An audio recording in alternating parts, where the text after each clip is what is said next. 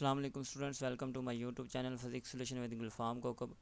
Students, हमने GATE series start कर रखी है। इसका आज लेक्चर नंबर 2 डिस्कस करना है, जिसमें हमने बुक नंबर 1 यानी कि क्लासिकल मैकेनिक्स के जो MCQs है वो डिस्कस करने हैं। तो इस वीडियो में हम 20 MCQs टोटल डिस्कस करेंगे। सबसे पहले जो MCQs है वो हमारे पास है latest engineering mechanics question and answer list 1 में the unit of force in SI units. ठीक है, फोर्स का हमने ऐसे यूनिट बताना है। फोर्स का आपको पता है यूनिट क्या होता है, न्यूटन। ठीक है, उसके बाद ये यूनिट ऑफ वर्क और एनर्जी।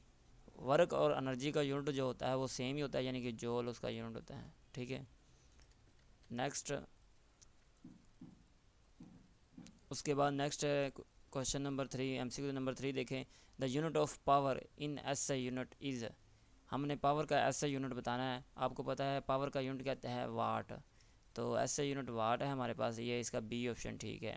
उसके बाद नेक्स्ट देखते हैं MCQ number 4। Forces are called concurrent when their lines of action meet in.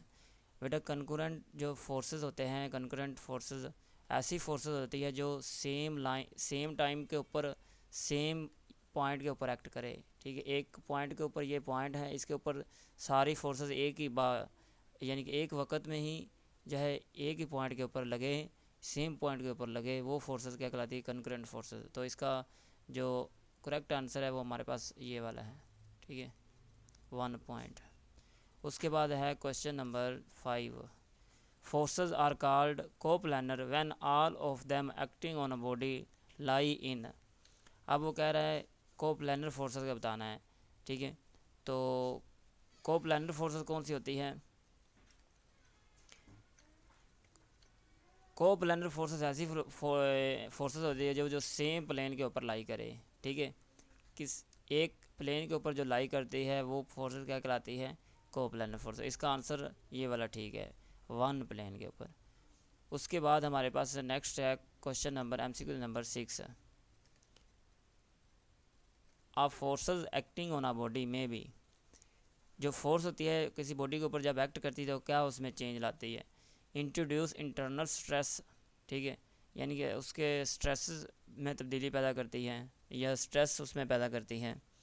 Balance the other forces acting on it, जो दूसरी फोर्सेस लग रही होती है उनको बैलेंस करती है। ठीक है, रिटार्ड इट्स मोशन, या मोशन को कम करती है, चेंज इट्स मोशन, या मोशन को चेंज करती है। तो ये सारी चीज़ें करती है एक फोर्स। तो इसका ये ऑल ऑफ द अबव ये करेक्ट आंसर है। ठीक है, उसके बाद हमारे पास हैं 7 MCQ। Which is the correct statement about law of polygon of forces. जो है पॉलीगॉन ऑफ फोर्सेस, इसका जो लॉ है वो कौन से, उसकी स्टेटमेंट कौन सी ठीक है। ठीक है, तो इसके लिए पॉलीगॉन फोर्सेस के लिए, पॉलीगॉन आपको पता है, जो पॉलीगॉन होती है वो आपको पता है वो एक 2 डायमेंशनल फेसेस होती है, शेप होती है, जो कि ट्रायंगल भी हो सकती है, क्वाड्रेटल भी हो सकती है, पेंटागन भी हो सकती है। ठीक है, तो इसकी जो स्टेटमेंट है वो ये है कि जितनी भी फोर्सेस एक पॉइंट के ऊपर लगे, ठीक है, उनकी डायरेक्शन और मैग्नीट्यूड के लिहाज से उनको हमने ऐड कर देना है। ठीक है, साइड बाय साइड, और साथ में हमने क्या, उसका एक रिजल्टेंट बनाना है। ठीक है, एक रिजल्टेंट बनाना है। तो उस एक ऑर्डर के साथ हमने क्या बनाना है, एक उनका एक हमने शेप बनानी है। तो वो क्या कहलाता है हमारे पास, polygon of forces. For example हमारे पास ये देखिए, ये टोटल एक पॉइंट के ऊपर 5 फोर्सेस लग रही है इस डायरेक्शन में, 1 2 3 4 5। अब मैंने आपको बोला है पहला स्टेप है कि आपने क्या करना है, इनकी डायरेक्शन और मैग्नीट्यूड उतनी रखनी है और इनको ऐड कर देना है। ये इस डायरेक्शन में हमने ये लगा दी, दूसरी इस डायरेक्शन में ये वाली, इस तीसरी इस डायरेक्शन में हमने इस तरह, चौथी इसमें, पाँचवीं इस तरह, और आगे लास्ट बची, ये लास्ट हमने रिजल्टेंट लगा दी ये वाली। ठीक है, तो ये रिजल्टेंट वाली इतनी से इतनी, ये रिजल्टेंट है। ठीक है, जब हमने एक ऑर्डर में वही फोर्सेस को यानी कि उनको कोइंसाइड कर दिया और एंड पे जो बचती है वो रिजल्टेंट उसका कहलाता है। तो ये वाला हमारे पास पॉलीगॉन ऑफ फोर्सेस कहलाता है। तो इसका ये स्टेटमेंट दुरुस्त है। If any number of forces act on at a point can be represented in direction and magnitude by sides of a polygon taken in order then the forces are in equilibrium. ठीक है, ये statement इसकी correct है। उसके बाद हमारे पास है next हमारे पास है effect of a force on a body depends upon. जो है फोर्स किसके ऊपर डिपेंड करती है? ज़ाहिरी बात है फोर्स मैग्नीट्यूड पे डिपेंड करती है, डायरेक्शन पे डिपेंड करती है, line of action of force के ऊपर भी डिपेंड करती है। तो ये तीनों अब आंसर हमारे क्या है, ठीक है। उसके बाद हमारे पास नेक्स्ट एमसीक्यूज हैं। MCQs number 9। If a number of forces act simultaneously on a particle it is possible. एक यानी कि किसी एक पार्टिकल के ऊपर बायक वक़्त जो है फोर्सेस लग रही है, तो ये बैक वक़्त में फोर्सेस लगी जा रही है, तो हम उससे क्या बोलते हैं? वो कहता है कि उसको ये भी हो सकता है, क्या हो सकता है कि not replace them by single forces, कि वो जो सारी फोर्सेस लग रही है उनको हम सिंगल फोर्स रिप्लेस नहीं कर सकते। To replace them by single force हम रिप्लेस कर सकते हैं। ठीक है, रिप्लेस दैम बाई कपल, ना कपल और फोर्स। तो इसका आंसर जो सही है वो है to replace them by a single force. मिसाल के तौर पर यहाँ पे हमें एक फोर्सेस ये बायक वक्त में ये लगी, फिर ऐसे लगी, ठीक है, फिर दोबारा ये लगी, तो हम इसको टोटल एक रिजल्टेंट बना के इसको शो कर सकते हैं। ठीक है, उसके बाद नेक्स्ट जो हमारे पास एमसीक्यूज़ हैं, MCQs number 10। A force is completely defined when we specified। ये वही पिछले वाला रिपीट हुआ है। फोर्स मैग्नीट्यूड से, डायरेक्शन से और पॉइंट ऑफ एप्लीकेशन से रिप्रेजेंट किया जाता है। उसके बाद नेक्स्ट हमारे पास जो एमसीक्यूज है 12 MCQs. If two equal forces of magnitude P, दोनों का यानी दो फोर्सेस हैं F1 F2, दोनों की मैग्नीट्यूड है P है, वो एंगल बना रही है, आपस में एक्ट कर रही है 9 के ऊपर। देयर रिजल्टेंट विल बी, उनका रिजल्टेंट क्या होगा? तो इसका फार्मूला होता है रिजल्ट का F1 F2 प्लस F1 का स्केयर F2 का स्केयर प्लस 2F1 और F2 कोस थीटा। F1 आपको पता है P का स्केयर है और F2 P का स्केयर है, यानी कि F1 जो ये भी P है, F2 भी P है, जबकि 2F1 की जगह P आ गया, तो इस तरह ये P आ गया, तो P 2P स्केयर बन गया। P स्केयर कॉमन ले लिया, 2P कॉमन ले लिया, ये भी 2P और ये भी 2 कॉमन ले लिया, को हमारे पास 1 प्लस कोस थीटा बचा। और 1 प्लस कोस थीटा को अब हमने हाफ एंगल में ले जाना है।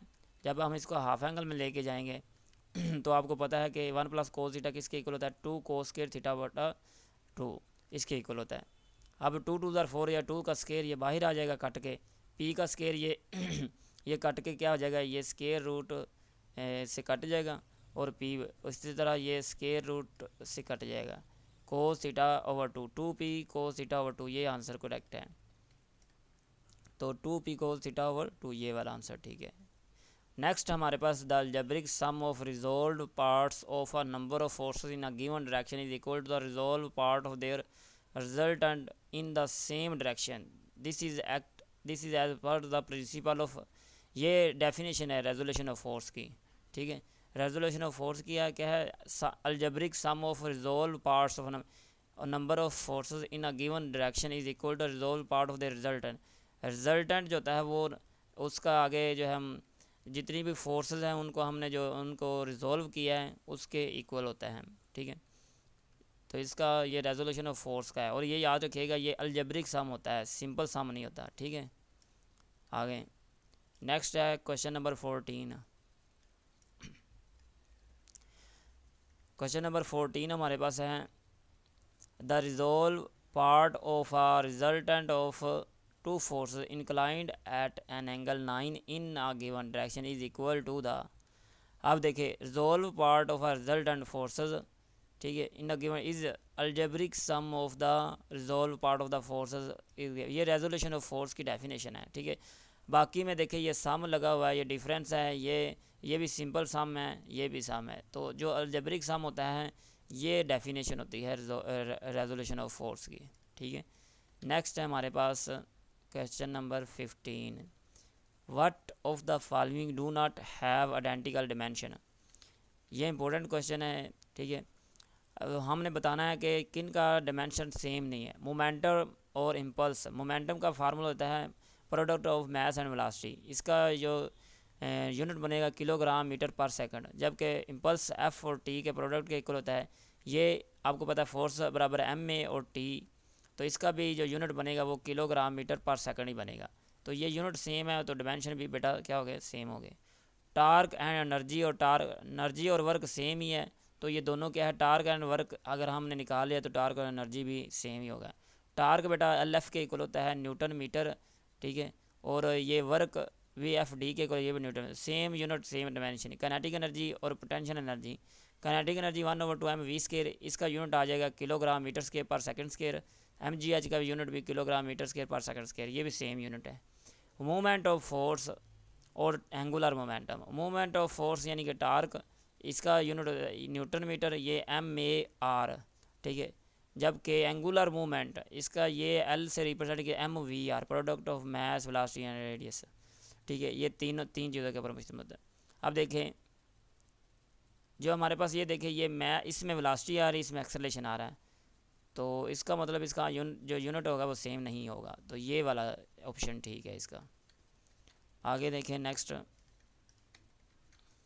Question number 16, which of the following is not the unit of distance. Distance का यूनिट कौन सा नहीं है, ये जो एंगस्ट्रॉम, ये डिस्टेंस का यूनिट होता है, ठीक है। ये इसकी पावर होती है 10⁻⁻10 मीटर, ये एक एंगस्ट्रॉम 10⁻⁻10 के इक्वल होता है, ठीक है।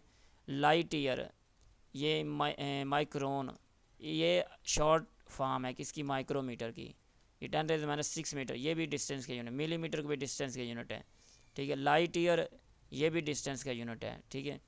आगे माइलस्टोन, मील बेटा जो होता है वो ये यूनिट होता है, जबकि माइलस्टोन ये एक निशान होता है, मार्कर होता है, ठीक है। ये रोमन ने पहले ना जो पिलर्स लगा के उसके ऊपर लिखते हैं 12 kms, तो इसका मतलब होता था कि ये 12 किलोमीटर यानी कि आगे इतना दूर है, लेकिन ms माइलस्टोन है, ठीक है।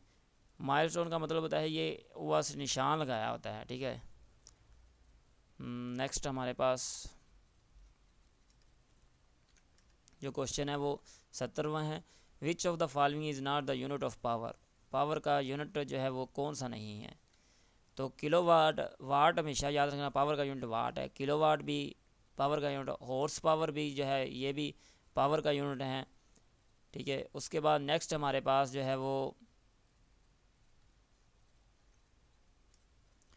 आगे है किलो कैलोरी पर सेकंड, ठीक है। कैलोरी जो पर सेकंड, ये भी यूनिट जो है वो पावर का है। आगे किलोग्राम मीटर पर सेकंड, ये उसका जो है आगे ड्राइव यूनिट में लिखे हुए हैं। इसका हम देखते हैं W/T पावर होता है एफ डी, W बराबर एफ डी, तो F बराबर एम ए D/T। एम हमारे पास किलोग्राम, एक्सेलरेशन मीटर पर सेकंड स्क्वायर, डी हमारे पास मीटर टाइम सेकंड, तो ये सेकंड ऊपर जाके क्या आ जाएगा, माइनस हो जाएगा, तो हमारे पास किलोग्राम मीटर स्क्वायर पर सेकंड स्क्वायर, तो इसका मतलब ये भी जो यूनिट है ये भी नहीं है। उसके बाद नेक्स्ट है ये किलो कैलोरी किलोग्राम सेकंड, ये भी यूनिट नहीं है, ये दोनों नहीं है, ठीक है। तो which of is not the unit of power, ये दोनों डी और ई ये दोनों ही करेक्ट हैं, ठीक है। यानी ये दोनों यूनिट वाट के नहीं होते हैं, यानी कि पावर के नहीं होते हैं। Next question number 18, which of the following is not the unit of work, energy and heat. ये सेम इनका यूनिट होता है, वर्क, एनर्जी एंड हीट, ठीक है। वर्क का यूनिट जूल होता है, ठीक है, आपको पता है। तो W बराबर है एफ डी, और आपको पता है कैलोरीज ये भी एनर्जी होती है, तो कैलोरीज किलो कैलोरीज ये एनर्जी है। इसका नेक्स्ट जो MCQs है किलो वाट जो आर, ये किलो वाट आर, ये भी हमारे पास जो है ये भी एक ये वाट आ गया, तो वाट का मतलब आपको पता है ये पावर का यूनिट है। एच जो वाट है ये वाट आवर में जो आ जाए ये हमारे पास एनर्जी का यूनिट हो जाता है। HP ये पावर का यूनिट है। HP के साथ जब आवर लगा देते हैं तो ये फिर आगे किसका यूनिट हो जाता है, एनर्जी का। इसका मतलब ये जो HP है ये यूनिट नहीं है, ना ही किसी एनर्जी का है, ना वर्क का है, ना ही हमारे पास हीट का है। तो HP जो यूनिट होता है ये होता है पावर का। ठीक है, HP के साथ अगर आवर लगा दिया तो ये एनर्जी बन जाता है। ठीक है, ये भी एनर्जी का यूनिट बन जाता है। ठीक है, तो हमने वो बताना है जो नहीं है, तो HP ये वाला नहीं है। नेक्स्ट है which of the following is not the unit of the pressure. अब प्रेशर का यूनिट जो नहीं है वो बताना है।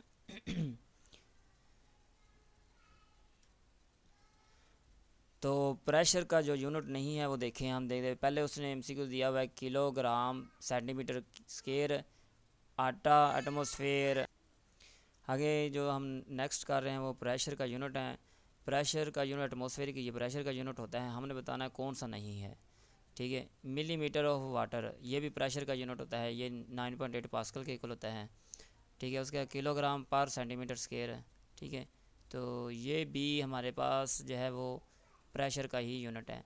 एटमॉस्फेयर ये ATA ये एटमॉस्फेयर एब्सोल्यूट एटमॉस्फेयर लिखा हुआ है, ये 14.7 PSI ये भी हमारे पास क्या है, ये भी एक प्रेशर का यूनिट है। ये पाउंड स्क्वायर इंचज़ ये प्रेशर को मेजर करता है इसमें।